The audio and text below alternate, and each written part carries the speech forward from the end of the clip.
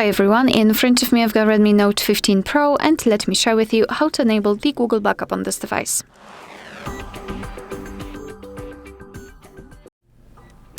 So let's start with opening the settings, and here we have to tap on About Phone, so at the very top. Right now, in this moment, make sure that you've got the internet connection. It is required, you can use Wi-Fi or mobile data. However, I strongly recommend using Wi-Fi. Alright, so here we are in the About Phone, so we can go to Backup and Restore option. Let's tap on it. And here, as you can see, we've got Google Backups. So let's simply tap on Backup. And here we have to sign in, so just tap on Next. If you've got your Google account added to the device, you will be able to simply tap on it. It will appear somewhere here. If not, just tap on Add Account. As I said, make sure about the internet connection.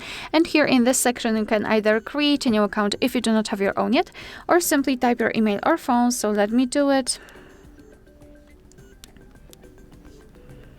And tap on Next.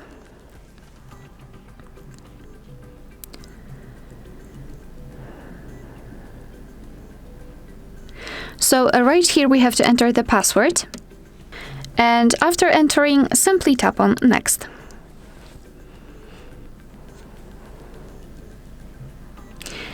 So here we've got the verification, but it will only happen if you've got your Google account added to another device, and not in all cases, so just ignore that. Here we have to decide who will be using this device, so just mark the option and then tap on Next. Google Terms of Service and Privacy Policy, you can tap on them to learn more, and tap on I agree after reading. And now we can finally decide what kind of data we'd like to back up, so photos and videos and other device data, or both. I mean, you can choose both. I'll stick only to other device data and tap on Confirm. So now we just successfully added our account and we are ready to backup.